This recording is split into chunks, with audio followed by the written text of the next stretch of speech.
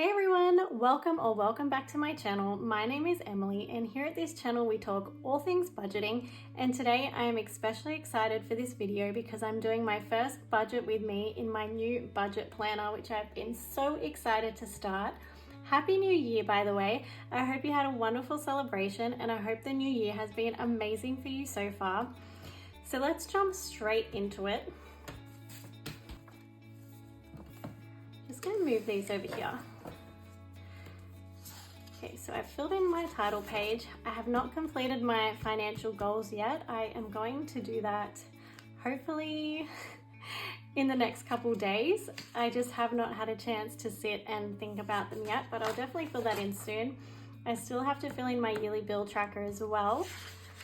So I have completed my monthly calendar. So basically how I organize it is I date the calendar, then I put in my paydays, then I use these cute little trackers here to put all my bills down. And then that just helps me then to be able to plan each week's budget. So my husband actually gets paid weekly. So we are going to be using the paycheck breakdown page every week. There are actually 5 of these sheets in this planner for those magic 5-week months as well, which is really handy. We also have a weekly check-in page where every week you can check in different categories that you're tracking, like groceries, your spending money, petrol, all those types of things, which is super helpful. It also has a sinking funds tracker, 3 pages of that. Also has an expense tracker, which I'm really excited to use. So there's 3 pages of that. There's also a debt tracker to track up to 4 debts per month. And there's also a savings and investment tracker. And then you've also got a month review at the end where you can kind of see how you did during the month and make adjustments for the next month. And that's basically how it repeats throughout the whole planner. So I've already filled this in. So basically what I'm going to do next is just start completing my paycheck breakdown. So as I said, my husband gets paid weekly. And this is actually kind of scary to do this one because I just quit my job. So this will be the first budget that I do with just my husband's income. So we're going to be living off one income for a little while. I'm going to put the date as the 1st because that is when we get paid.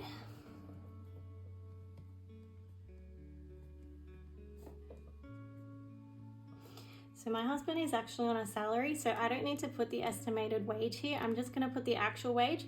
But if you are like a casual worker or a part-time worker who does extra hours sometimes, which is what I was doing, you can put your estimated pay here and work off that number, and then you can add in the actual pay later when you get your actual pay. I found this really handy for me because my pay amount did change every week, and I used to put like the lowest amount that I knew I was going to earn here, and then anything extra that I got I treated as a bonus to add into savings challenges or cash envelopes or whatever I wanted to do. So we're working off $2,478, and that is going to be our total down here as well. And so now I'm going to go into my fixed expenses, and basically I'm just going to go through from payday to the next payday, all the bills that need to come out. So we have our rent, which is $780. We have my husband's car loan, which is our last loan that we have, which is so exciting. That will be one of my goals this year, to get rid of that last loan. We have our Netflix subscription. We have Apple storage. And that's it. How good is that?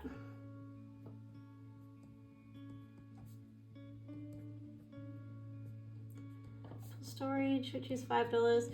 We normally have school fees coming out as well, but because my son is on school holidays at the moment, we don't pay school fees at the moment, but we will be having to pay those at the end of this month. So we have a little bit of extra money to play with, to put into savings for now, which is really good. The other thing I wanted to put in here was our giving, which is $50. So now we're going to work out the total amount here. which is 780 plus 63 plus 8 plus 5 plus 50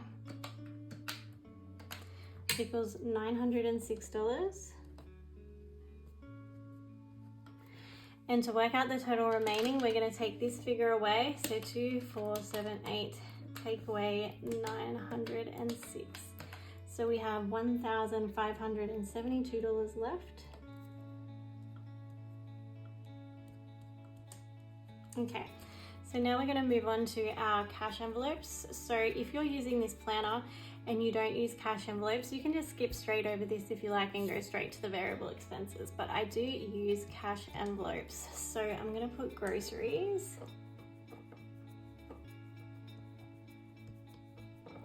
I'm budgeting $380. Although that might be a little bit too low because the kids are home from school and they are eating a lot more. So it might not be enough this week, but we'll see. That's what we're going to budget anyway. And so next we're going to do petrol, which I put in $120 a week. And then eating out is $100 a week. Okay.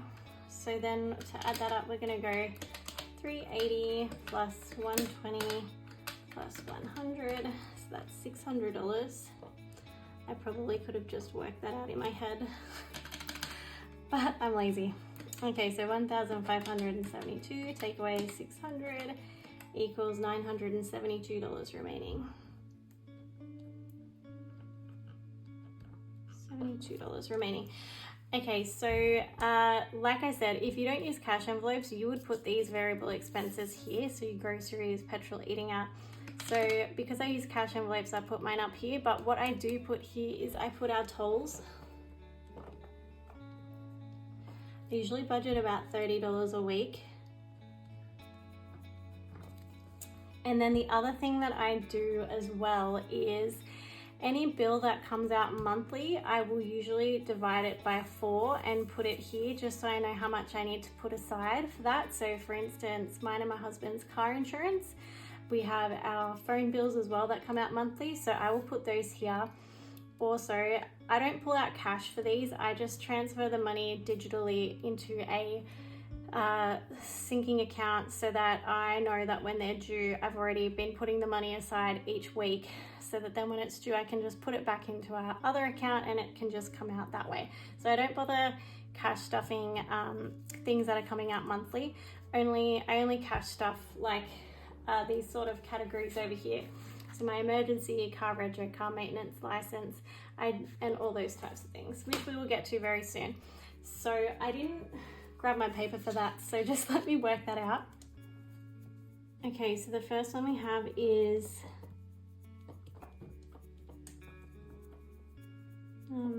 James and Rame, which is 140 divided by 4, so that's $35 a week we'll be putting aside, and me is the same. And then we have Telstra. How much is that? That is 105. So that's, we'll just say $27 to make it easier. Then we have Optus.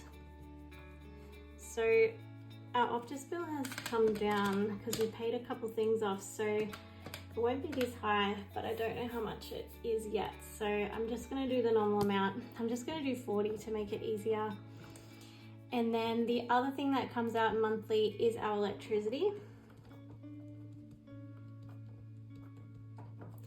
And I normally put $80 a week aside for that, but that changes depending on how much air conditioning we're using and things like that.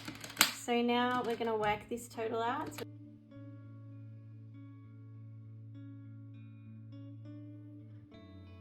So that comes to $247.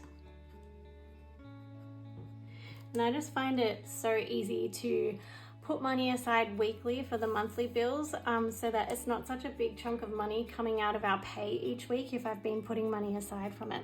So my husband's car loan, for instance, this comes out weekly, so that's why that isn't included in that. And things like Apple storage, that comes out monthly, but I'm not going to put aside, that small amount each week. $5 is fine. Same with Netflix, it's only $8. Anything under $10, I don't really worry about. Okay, so now let's work out how much we've got left. $972, take away $247. So we've got $725 left. Okay, so now we get to move over to the fun side, which is my favorite part, and that is organizing our sinking funds, putting any extra money onto debt, and putting any money into savings and investments. So we've basically got $725 to play with, which is really nice. So I have already worked out what sinking funds I want to contribute to this week, just for the sake of this video not going for 2 hours. So I have filled in a cash breakdown notepad ready to organize what denominations I need from the bank. But basically these are the categories that I'm going to be adding into this week. So I'm going to quickly write those down.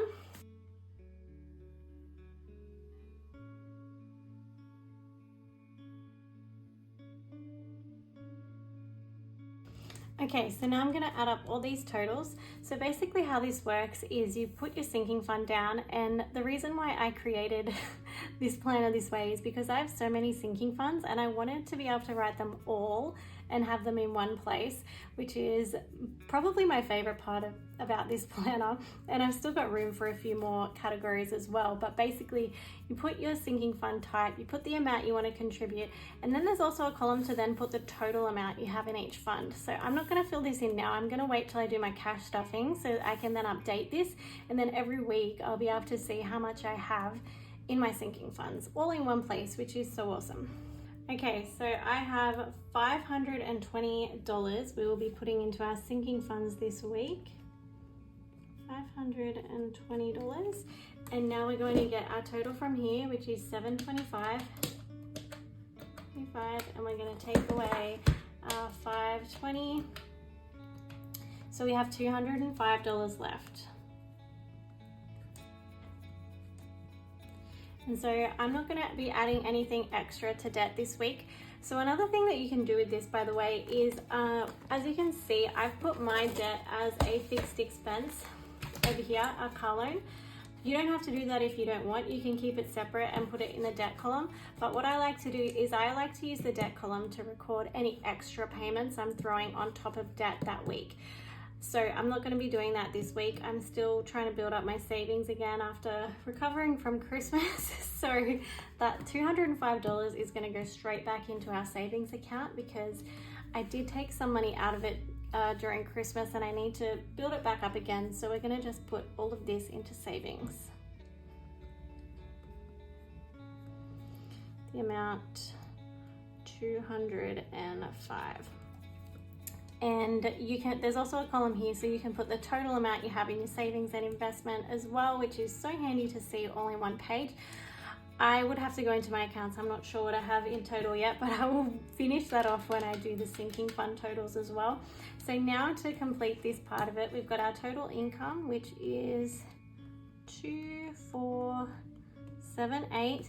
Our total expenses are these three here, which is the fixed expenses, the cash envelopes, and the variable expenses. So we're going to add 906 plus 600 plus 247.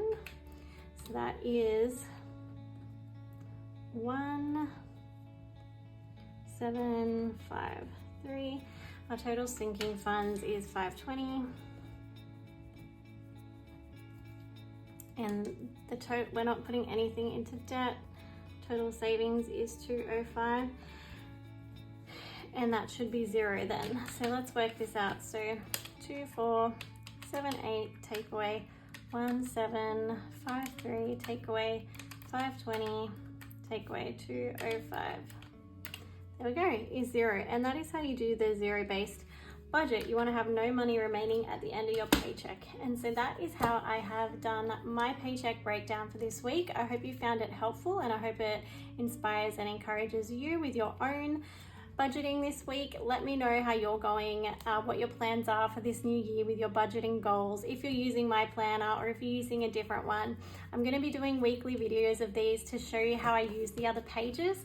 So I'm really excited to start using my expense tracker. It's probably another thing I'm really excited about. So there's 3 pages here, and basically what I'm going to be doing is, especially for the first month, I'm going to be tracking every single expense. I'm going to be tracking whether it was cash or card. This is also helpful if you do use cash envelopes for just say clothing. So we have that here. I have a cash envelope at the back here for,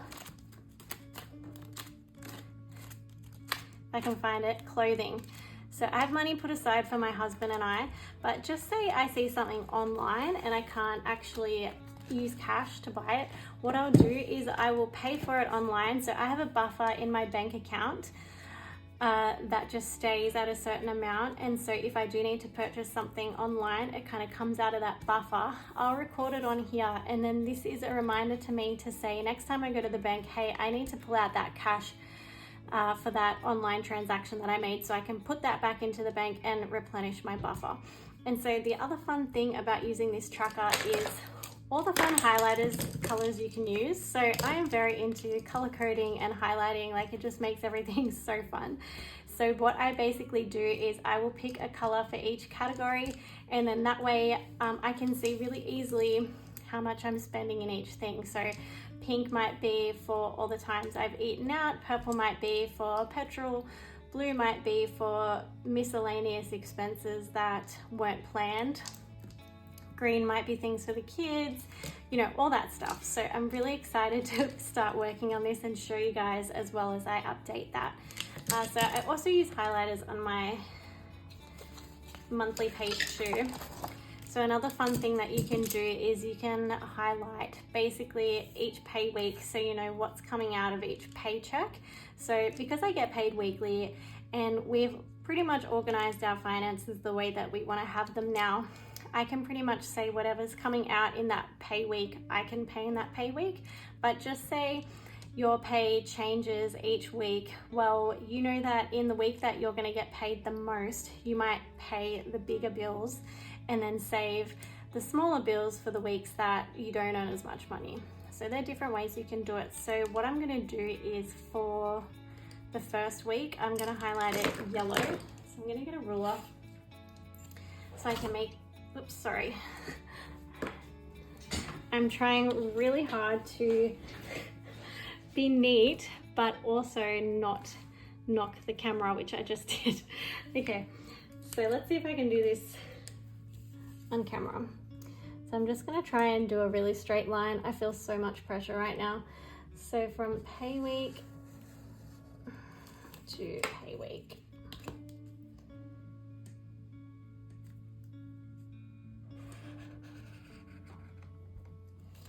And so basically I know that whatever is coming out on the yellow line is coming out of this pay up here. So I might even highlight that to be a bit pretty too. I don't know.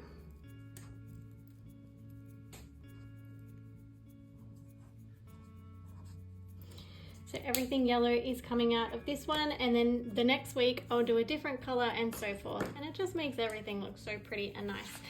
So anyway, I hope you really enjoyed watching this video. I was so excited to get this done. Actually, one more thing I was going to do is I always highlight the pay yellow. Don't know why. It's just something I do.